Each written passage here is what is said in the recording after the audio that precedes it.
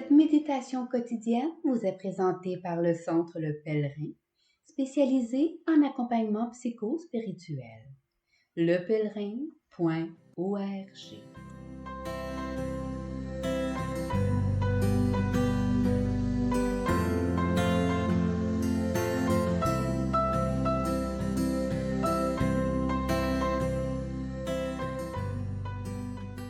Évangile du samedi 4 mars. En ce temps-là, Jésus disait à ses disciples, « Vous avez appris qu'il a été dit, « Tu aimeras ton prochain et tu haïras ton ennemi. » Eh bien, moi je vous dis, aimez vos ennemis et priez pour ceux qui vous persécutent, afin d'être vraiment les fils de votre Père qui est aux cieux. Car il fait lever son soleil sur les méchants et sur les bons. Il fait tomber la pluie sur les justes et sur les injustes. En effet, si vous aimez ceux qui vous aiment, quelle récompense méritez-vous? Les publicains eux-mêmes n'en font-ils pas autant? Et si vous ne saluez que vos frères, que faites-vous d'extraordinaire? Les païens eux-mêmes n'en font-ils pas autant? Vous donc, vous serez parfaits, comme votre Père céleste est parfait.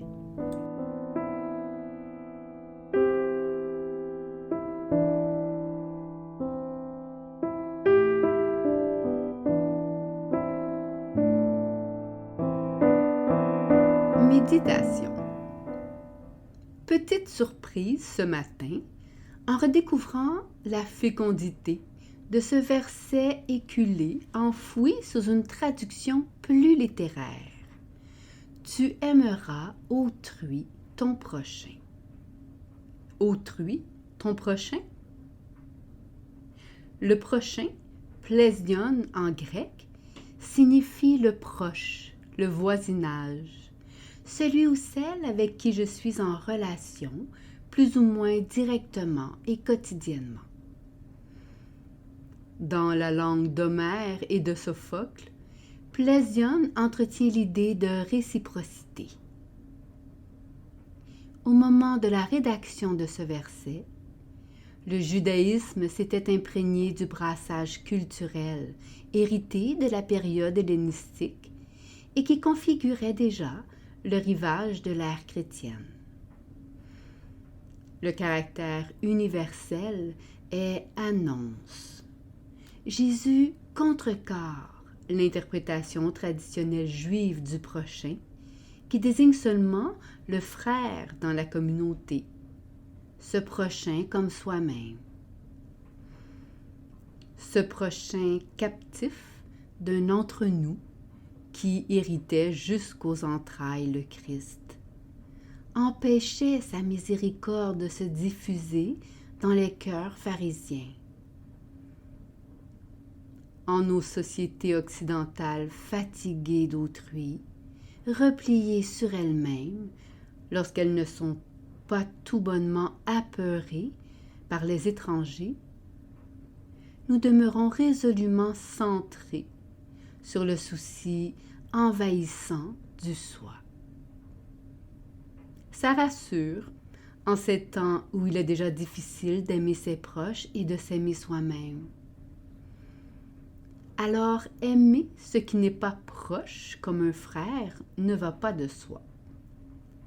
Le souvenir des trahisons et l'esprit sous occupation rangent le verset au rayon des trucs chrétiens vertueux et impraticables. Aimer cet itinérant comme un proche, celui que j'enjambe chaque matin, qui gêne ma course et ma bien-pensance lorsque je me rends au travail. Voilà qui rappelle l'encombrement d'un verset évangélique dans son exigence de l'altérité. Celle-là même qui nous fait vivre en vérité. Ce passage du proche au prochain lorsque nous contemplons le visage du Christ chez autrui, même et surtout chez celui qui nous répulse ou nous effraie, parce que semblable à ce qui pourrait m'arriver, est chemin de crête et appel. Entendu et peu fréquenté, c'est un itinérant spirituel que le théologien Henry Nouwen nous presse d'emprunter sur le mode de l'invitation. De l'hostilité à l'hospitalité. Ce chemin raccroche l'autrui ennemi à l'autrui prochain, en réinjectant de l'humanité dans le monstrueux pour nous rendre dignes de pardon. Ne sommes-nous pas tous et toutes le monstre, l'ennemi et l'autrui d'un autre? Pour aimer autrui mon prochain, je dois d'abord accueillir l'altérité en moi. Ce qui est étranger en moi me dépasse et me façonne pour me rendre à moi-même.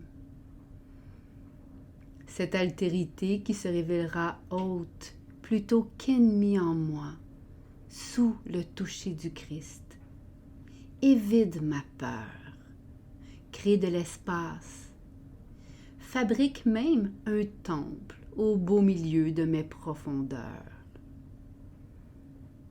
Précieuse altérité, parfois traumatique, qui réveille cette interdépendance avec l'autre reçue à ma naissance, comme un cadeau, et que j'ai si soigneusement et si laborieusement enterré, à grande pelletée d'imposture et d'insécurité.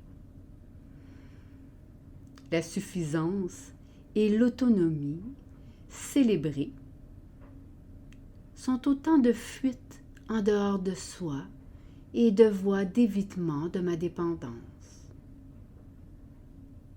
Pourtant, est-ce bien là ma configuration primordiale? Car je suis façonnée à la ressemblance de Dieu. Pour aimer autrui mon prochain, il faut avoir déjà fait l'expérience d'avoir été soi-même étranger et avoir été accueilli. L'accueil, ce délicat amalgame de bonté, de disponibilité et d'écoute, c'est aussi la promesse, parfois non tenue, de l'expérience de l'enfance.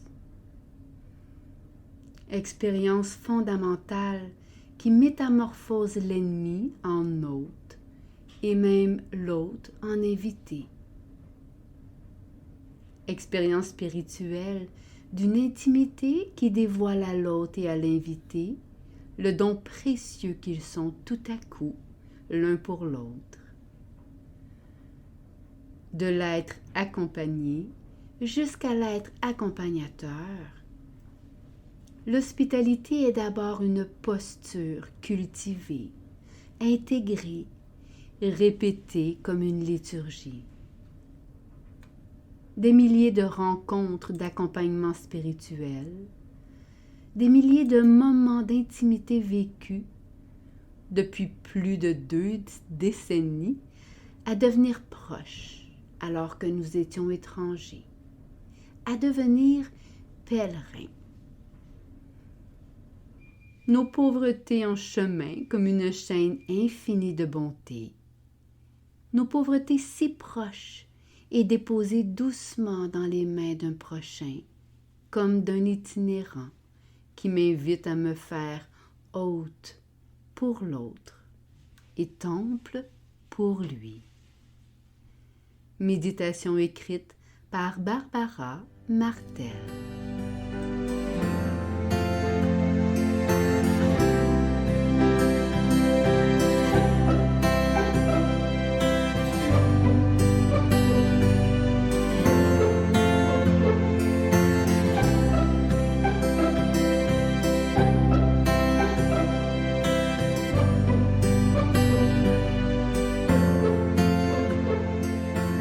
Centre Le Pèlerin est fier d'offrir depuis plus de 20 ans un service d'accompagnement ainsi qu'un certificat universitaire en accompagnement spirituel.